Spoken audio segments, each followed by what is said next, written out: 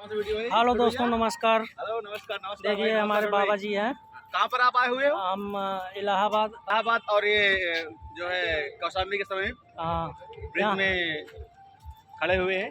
यहाँ पे हम लोग घूमने आए हैं दोस्तों। देखिए हमारे मित्र हैं। हाँ छोटो भाई और सभी इधर हाँ ये हमारे बड़े भैया लम्बू भैया हैं। हमारे लंबू भैया जी हैं। हाँ ये आप चले भाई।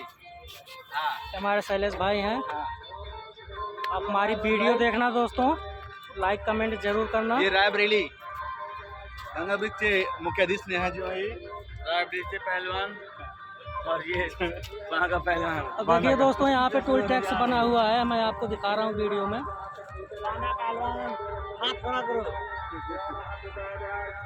फतेहपुर पहलवान 58 kg 88 किलोमीटर।